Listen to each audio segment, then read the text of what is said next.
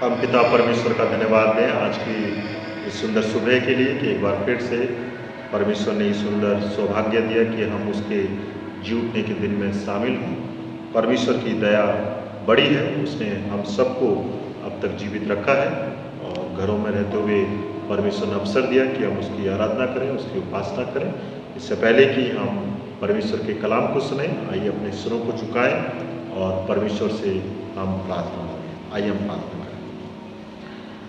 हमारे महान अनुग्रहकारी पिताजी, हम आपका धन्यवाद देते हैं, आपके नाम की स्तुति करते हैं क्योंकि आप हमारे स्वर्गीय पिता हैं। धन्यवाद देते हैं आज की सुंदर सुबह के लिए कि आपने ये संभव होने दिया कि हम आज के इस सुंदर दिन में हम प्रवेश करने पाए। धन्यवाद देते हैं बीते हफ्ते भर की पूरी आशीषों के लिए, दया के लिए, अनुग्रह के लिए, सुरक्षा के लिए जो आपने हमारे जीवन में दिखाए। आपने हम में से हर एक को अब तक संभाला है, सहायता मदद की है और आपका आनंद हम सब के जीवन पे बना हुआ है।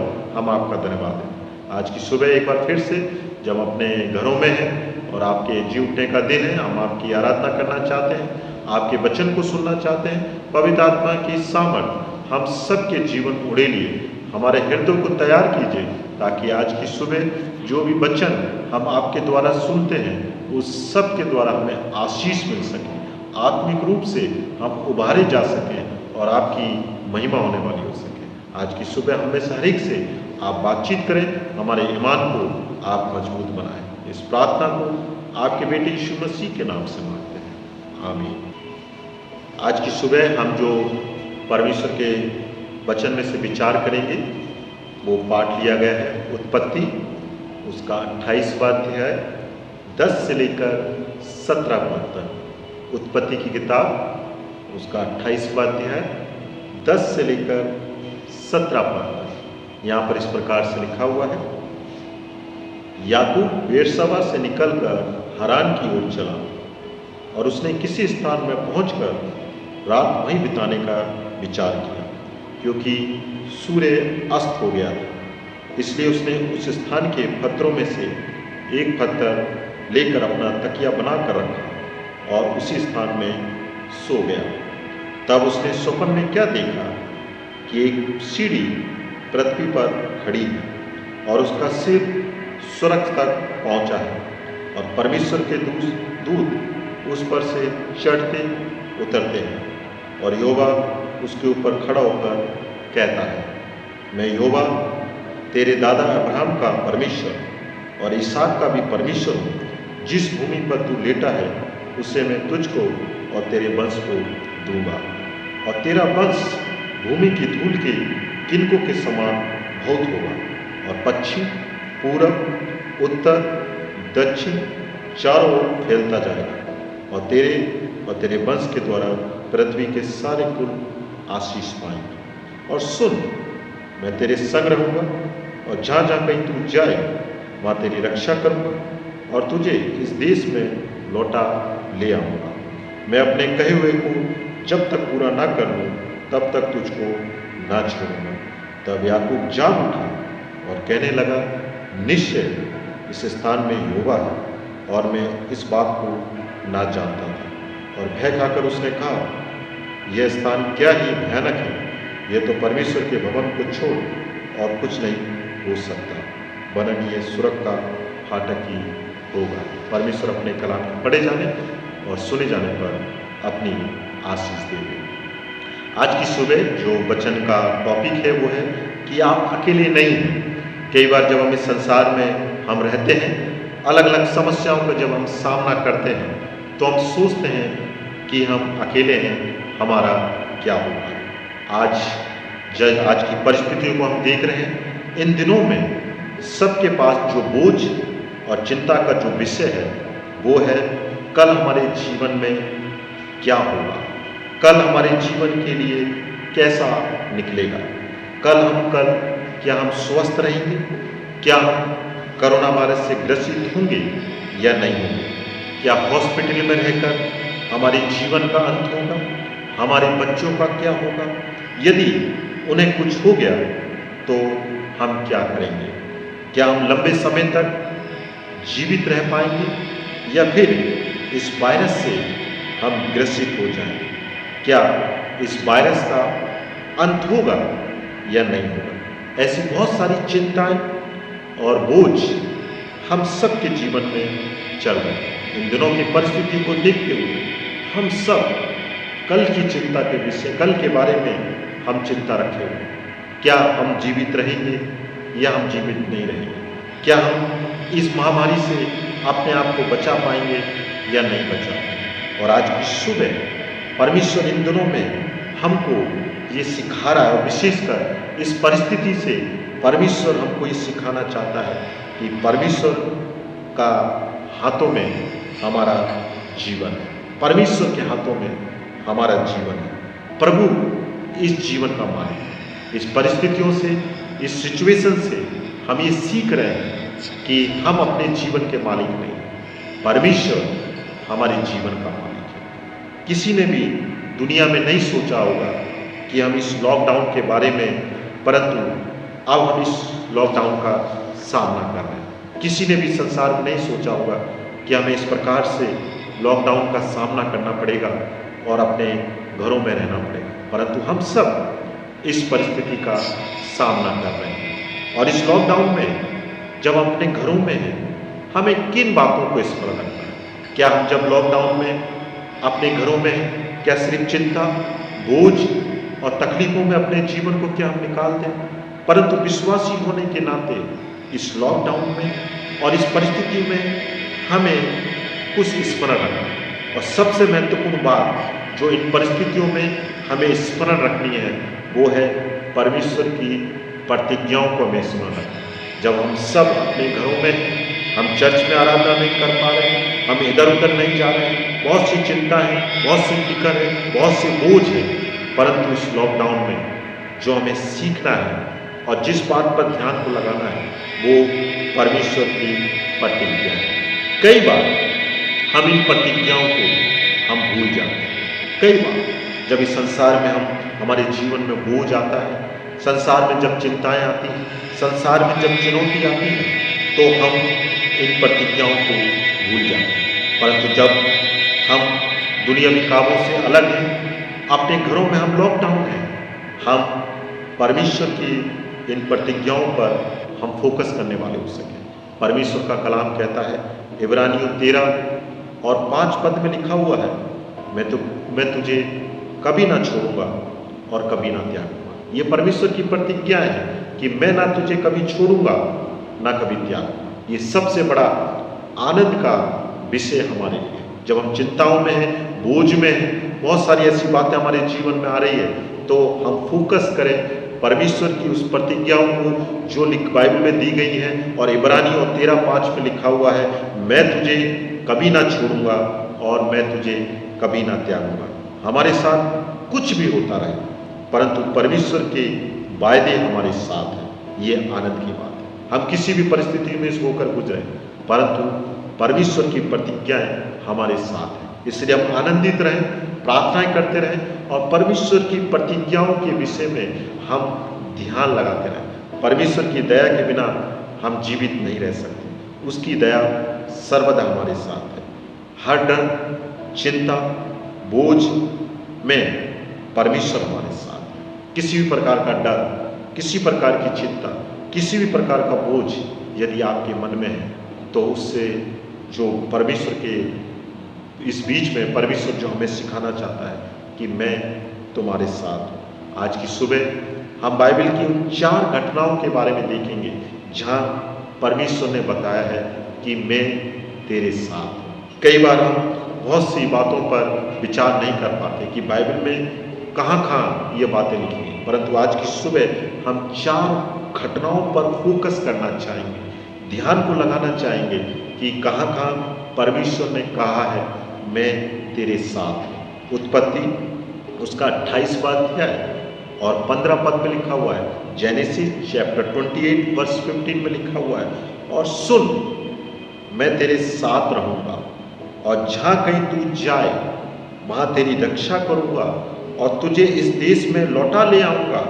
मैं अपने कहे हुए को जब तक पूरा ना कर लूँ तब तक तुझको ना छोड़ूंगा। यहाँ पे परमेश्वर दर्शन में याकूब के साथ बातचीत कर रहे हैं। याकूब भाग रहा है, उसने अपने भाई और पिता के साथ धोखा किया है, वह अपने जीवन को बचाने के लिए भाग रहा है और परमेश्वर दर्शन के द्वारा उससे बातचीत करता है। पहले भी परमेश्वर उसके साथ था और आज भी परमेश्वर उसके साथ है। परमेश्वर हर जगह है। कई बार हम सोचते हैं कि जब हम चुनौतियों में होते हैं, संघर्ष में होते हैं, तो उस समय परमेश्वर हमारे साथ है। परमेश्वर याकूब के साथ पहले भी था और जब वो अभी चिंता में है, फिक्र में है, परेशानी में, संघर्ष में है, उस समय भी परमेश्वर दर्शन के साथ उससे बातचीत करना। भूतकाल में याकूब ने जो किया उसका पछतावा उसे था, भविष्य की चिंता उसे सता रही थी, वर्तमान का बोझ उसके पास था।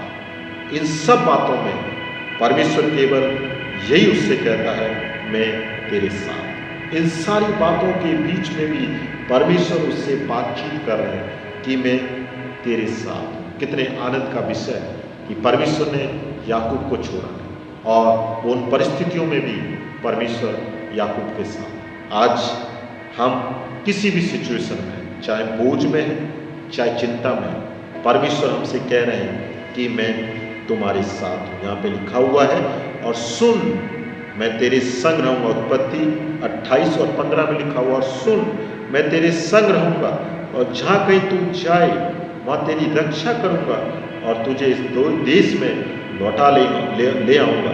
मैं अपने कहे हुए को जब तक पूरा ना कर लूँ तब तक तुझको ना छोड़। परमेश्वर हमें कभी छोड़ता नहीं। दूसरी घटना के विषय में हम देखेंगे, व्यवस्था विवरण उसका 31वां अध्याय और 6 पद में लिखा हुआ है। व्यवस्था विवरण 31वां अध्याय और 6 पद में यहाँ पे इजरायली भयभीत हो रहे थे कि मूसा ने जब कहा कि अब वो 120 वर्ष का हो गया है, चल फिर नहीं सकता है।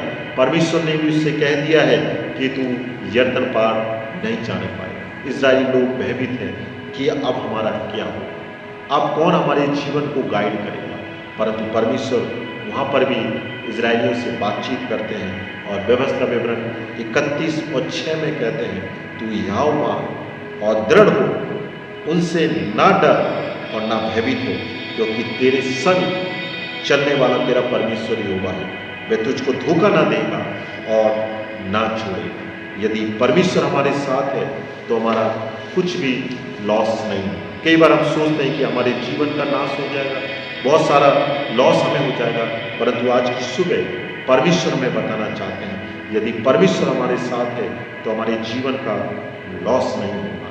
परमेश्वर की सहायता हमारे जीवन में सर्वदा बने। इजरायली भयभीत हो रहे थे, वो सोच रहे थे कि अब हम नाश हो जाएंगे, मूसा हमारे साथ नहीं है, परंतु परमेश्वर ने उनकी सहायता के लिए सहायक रूप में यहोशू को दे दिया।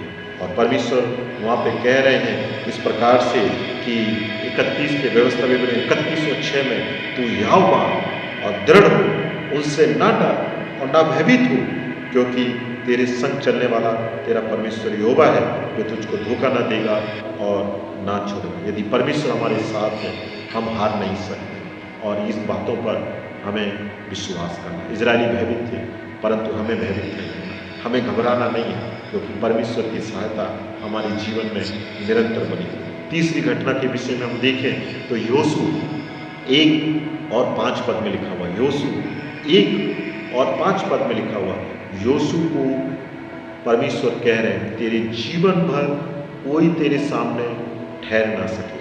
जैसा मैं मूसा के संग रहा वैसे तेरे संग रहूँगा और ना तुझको धोखा दूंगा और ना तुझको छोड़ूंगा। यहाँ पे यहोशू अपने आप को अयोग्य समझ रहे हैं। वो सोच रहे हैं अब मैं कैसे इजरायलियों को गाइड करूँगा, कैसे जीवन में उनको आगे लेकर जाऊँगा। परंतु परमेश्वर ने कहा, मैं तेरे साथ, जैसे मैं जीवन भर मूसा के संग रहा वैसे ही तेरे संग रहूँगा, तुझे धोखा ना दूंगा, तुझको ना छोड़ूंगा। यदि हम अपने आप को अयोग्य समझ रहे हैं, हम सोच रहे हैं हम कमजोर हैं, परमेश्वर यहोशू के समान हमसे बातचीत करता है और वो कह रहा है जैसे मैं मूसा के संग रहा वैसे तेरे संग रहूँगा, ना तुझे धोखा दूंगा ना तुझे छोड़ूंगा। और ये हमारे लिए एक आनंद का विषय, हमारे लिए एक विश्वास का विषय है कि हम परमेश्वर की इन प्रतिज्ञाओं पर विश्वास करें। और जब इन प्रतिज्ञाओं पर विश्वास करते हैं तो सचमुच में जीवन में आगे बढ़ने की हमें सहायता परमेश्वर की ओर से मिलती है। और चौथी और अंतिम बात, परमेश्वर बातचीत कर रहे हैं। पहला इतिहास उसके 28वें अध्याय और 20 पद में लिखा हुआ पहला इतिहास 28वां अध्याय और 20 पद में लिखा हुआ है सुलेमान का डर के बारे में बताया है। यहाँ पे दाऊद है, यहाँ पे सुलेमान और परमेश्वर की उपस्थिति में, और यहाँ पे जो एक बड़ा कार्य दिया गया सुलेमान को मंदिर बनाने के विषय में, वहाँ पे सुलेमान डर रहा है, क्या परमेश्वर मेरी सहायता करेंगे या नहीं करेंगे, क्या मैं उस मंदिर को बना पाऊंगा या नहीं बना पाऊंगा। परंतु परमेश्वर बातचीत करता है और प्रतिज्ञा करता है। क्या प्रतिज्ञा करता है? पहला इतिहास 28 और 20 पद में लिखा हुआ है, फिर दाऊद ने अपने पुत्र सुलेमान से कहा, याव बांध और दृढ़ होकर इस काम में लग जा, मत डर, तेरा मन कच्चा ना हो, क्योंकि यहोवा परमेश्वर जो मेरा परमेश्वर है वो तेरे संग है। और जब तक यहोवा के भवन में जितना काम करना हो वे ना हो चुके, तब तक वह ना तो तुझे धोखा देगा और ना तुझे त्यागेगा। दाऊद सुलेमान से कह रहे हैं, डरने की बात नहीं, परमेश्वर साथ में, वो मेरे संग रहा, वो तेरे साथ में रहेगा। और जब तक भवन में जितना भी काम होना है वो ना हो जाए, तब तक परमेश्वर ना तुझे छोड़ेगा ना त्यागेगा। और सचमुच में परमेश्वर की सहायता बराबर सुलेमान के साथ कर रही। हर एक इन प्रतिज्ञाओं के विषय में हम देखें, चाहे वो याकूब के साथ हो, इजराइलियों के साथ हो, सुलेमान के साथ हो, योशू के साथ हो, परमेश्वर ने उन सारी प्रतिज्ञाओं को पूरा किया। परमेश्वर सर्वदा अपने लोगों के साथ है। और आज की सुबह ये वचन हम सब के लिए कि हम परमेश्वर की इस प्रतिज्ञा पे विश्वास करें। परमेश्वर आपको छोड़ेगा नहीं, परमेश्वर आपको त्यागेगा नहीं। वो हर एक कार्य आपसे लेगा जिसके लिए आप और मैं बुलाए। परमेश्वर हमें छोड़ेगा नहीं, चाहे हम किसी भी सिचुएशन से, परिस्थिति से होकर गुजर रहे हैं, परमेश्वर हमारे साथ, वो हमें त्यागेगा नहीं। जिस उद्देश्य के लिए हम संसार में रखे गए वो उद्देश्य हमारे जीवन से पूरा होगा। परमेश्वर हमारे जीवन को अपनी महिमा के लिए इस्तेमाल करेंगे और जिस उद्देश्य के लिए हम बुलाए गए हैं परमेश्वर उसे पूरा करेंगे। कैसे हम विश्वास करें कि परमेश्वर हमें छोड़ेंगे नहीं और त्यागेंगे? कैसे हम विश्वास करें कि परमेश्वर हमें छोड़ेंगे नहीं और त्यागेंगे नहीं? हम उन कार्यों को स्मरण करें जो बीते काल में आपके जीवन में और परिवार में किए गए। गहरे सागर में से उसने हमें उबारा है, अंधेरी रातों में उसने हमारी सहायता की है, दुख से उसने हमें उबारा है, संघर्षों में उसने हमारी सहायता की है, आवश्यकताओं की पूर्ति की है। जब उसने हमें जब नहीं छोड़ा तो इन परिस्थितियों में भी वो हमें नहीं छोड़ा। इस सत्य को पकड़े रहें कि परमेश्वर हमें ना छोड़ेगा, परमेश्वर हमें ना त्यागेगा। हम याकूब के समान अपने जीवन में यदि पापों का पश्चाताप कर रहे हैं, परमेश्वर आपके साथ। इजराइलियों के समान यदि हम घबराए हुए हैं, परमेश्वर आपको नहीं छोड़ेगा। यूसुफ के समान यदि हम अपने आप को अयोग्य समझ रहे हैं, परमेश्वर कह रहा है मैं तुम्हारे साथ हूँ, मैं तुम्हारी सहायता करूँगा। सुलेमान के समान यदि हम डरे हुए हैं, परमेश्वर हमारे साथ है, वो हमें ना छोड़ेगा ना त्यागेगा। सो आज की सुबह परमेश्वर हमें उत्साहित कर रहे हैं कि इन प्रतिज्ञाओं पर हम भरोसा करें। हम कल की चिंता ना करें, हम अगले हफ्ते की चिंता ना करें, अगले साल की चिंता ना करें। हम जैसे भी हैं, जिस परिस्थिति में कभी हम सामना कर रहे हैं, परमेश्वर हमारे साथ है और आनंद के साथ, विश्वास के साथ हम जीवन में आगे बढ़ते चले जाएं। उत्पत्ति 28 और 16 पद में लिखा हुआ है, तब याकूब जाग उठा और कहने लगा, निश्चय इस स्थान में यहोवा है और मैं इस बात को ना जानता था। यहाँ पे लिखा हुआ है याकूब जाग उठा और कहने लगा, निश्चय इस स्थान में यहोवा है और मैं ना इस बात को ना जानता। याकूब नहीं जानता था कि इस स्थान में यहोवा है। वो घबरा गया होगा, वो सोच रहा होगा शायद परमेश्वर मेरी सहायता नहीं करेगी। परंतु जब वो जाग उठा तो उसने देखा परमेश्वर उसके साथ में। जब तक कोई ट्रेजेडी नहीं होती तब तक हम खुदा की ओर ध्यान नहीं लगाते हैं। कई बार हम सोचते हैं किस प्रकार से, जब कई बार हम सोचते हैं हमें परमेश्वर की ओर ध्यान लगाना चाहिए, हम नहीं लगाते। परंतु जब कई बार ऐसी बहुत सी विपत्तियां, परेशानियां, संघर्ष, ट्रेजेडी जब हमारे जीवन में आती हैं, हम परमेश्वर की ओर ध्यान लगाते हैं। और आज पूरी दुनिया में जब ये ट्रेजेडी है, कोरोना वायरस के रूप में एक महामारी फैली हुई है, ये समय है कि हम परमेश्वर की ओर ध्यान लगाएं। उसकी प्रतिज्ञाओं को अपने जीवन में उतारें और इस पर भरोसा रखें। परमेश्वर कहता है मैंने तुझे छोड़ूंगा ना कभी त्यागूंगा। ये समय हम सब के लिए है कि उसके जीवित वचन की ओर, उसकी प्रतिज्ञाओं की ओर हम ध्यान दें। एक बड़ी ट्रेजेडी इस दुनिया में हो रही है, लोग दुख में हैं, परेशानी में, संकट में हैं, कईयों ने अपने जीवन को गंवा दिया। ये हम सब विश्वासियों के लिए विश्वास करने का समय है। हम विश्वासियों के लिए अपने पापों की क्षमा मांगने का समय है और ये समय है कि हम परमेश्वर के नज़दीकी में आ जाएं और परमेश्वर की वचन की ओर पूरी तरह ध्यान लगाएं। और ये जब ये ट्रेजेडी का हम सामना कर रहे हैं, जब तक परमेश्वर की प्रतिज्ञा, परमेश्वर का वचन हमारे जीवन में नहीं होगा, हम अपने जीवन में इस ट्रेजेडी का हम पूरी तरीके से सामना नहीं कर पाएंगे। हम निराश हो जाएंगे, हम चिंता में फंस जाएंगे, एक बड़ा बोझ हमारे जीवन में आ जाए। परंतु आज की सुबह परमेश्वर ये सिखाना चाहता है कि हम बोझ के साथ नहीं, हम चिंता के साथ नहीं, हम घबराहट के साथ नहीं, परंतु परमेश्वर की प्रतिज्ञाओं के साथ हम जीवन मांगे। परमेश्वर ने सर्वदा हमारी सहायता की, उसने कभी भी हमें छोड़ा नहीं, कभी भी त्यागा नहीं। आज हम जब इस परिस्थिति में भी हैं, परमेश्वर हमें छोड़ेगा, हमें त्यागेगा नहीं और एक बार फिर से वो हमारी सहायता करेंगे और अपनी महिमा के लिए हमें इस्तेमाल करेंगे। इस वर्तमान की घटना के द्वारा हम ये सीख रहे हैं कि हम परमेश्वर से सर्वदा जुड़े, परमेश्वर से हम दूर ना हो जाए, क्योंकि वो ही हमारे जीवन का मालिक है। आज कोई धन, कोई ताकत हमारे जीवन को नहीं बचा सकते, परंतु परमेश्वर की सामर्थ्य हमारे जीवन को बचा सकते हैं।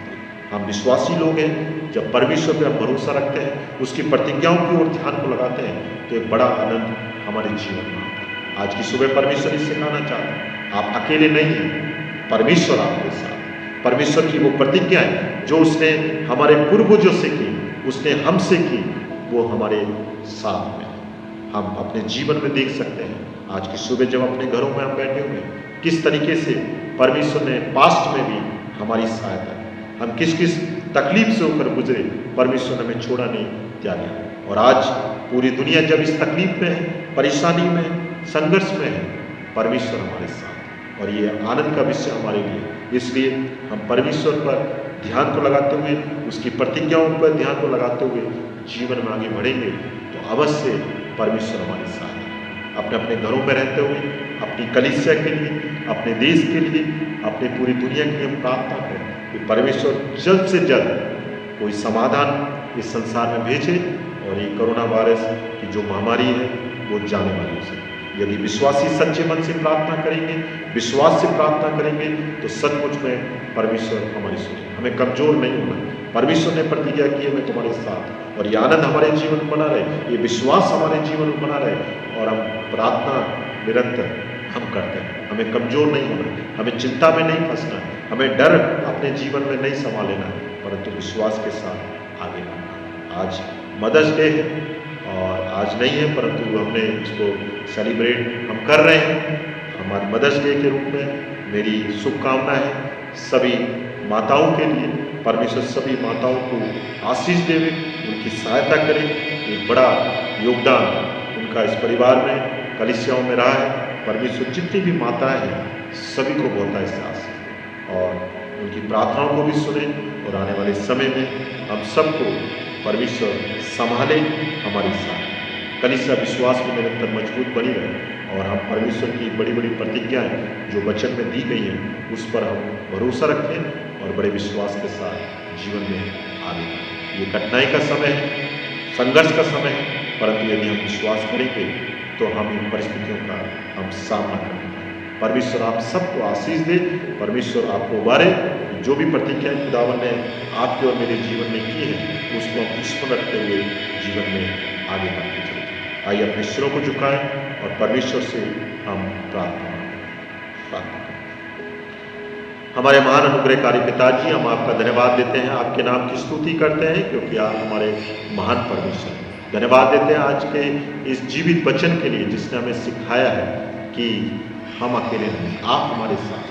आपका वचन कहता है ना मैं तुझे छोड़ूंगा ना कभी त्यागूंगा। सचमुच में जब हम इन वचनों को खुदावन हम पढ़ते हैं तो सचमुच में हमारे जीवन में एक बड़ा आनंद आता है। हमें हर एक की सहायता करें। आज पूरी दुनिया डर में, पूरी दुनिया चिंता में, पूरी दुनिया घबराहट में है, परमेश्वर आप हमारी सहायता करें कि हम सभी आपकी प्रतिज्ञाओं पर हम भरोसा रखें और भरोसे के साथ जीवन में आगे बढ़ने वाले हैं। हमारी कलीसिया को और भी आशीषित करें, हर एक विश्वासी को संभालिएगा, हर एक परिवार पर आपकी आशीष दया बनी रहे, सुरक्षा देना, तमाम खतरे, मुसीबत, बीमारी, परेशानियों से परमेश्वर आप बचाएगा और पूरी दुनिया में जल्द से जल्द कोई समाधान भेजिए परमेश्वर, ताकि ये कोरोना वायरस की महामारी जाने वाली हो सके और हर एक इंसान अपने जीवन को अच्छे से जीने वाला हो सके।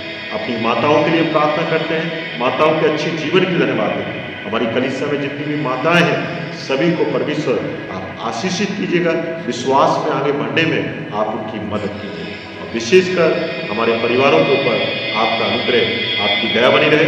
कोई बीमारी में, परेशानी में, संकट में आप उनकी सहायता करें और हम सबके ईमान को मजबूत बनाएं ताकि हम निरंतर आपकी प्रतिज्ञाओं पर भरोसा रखते हुए जीवन में आगे बढ़ते चलें। सब कुछ आपके हाथों में सौंपते हुए इस प्रार्थना को आपके बेटे यीशु मसीह के नाम से मांगते हैं, जिसने कहा जब जब प्रार्थना करो तो इस रीति से किया करो। ऐ हमारे बाप, तू जो आसमान पर है, तेरा नाम पाक माना जाए, तेरी बादशाह, तेरी मर्जी से आसमान पर पूरी होती है जमीन पर।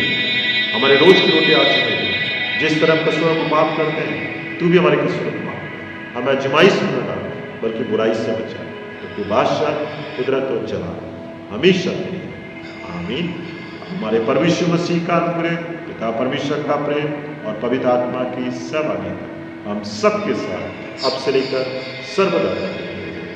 आमीन। God bless you. परमेश्वर आप सबको आशीष दे। जय मसीह।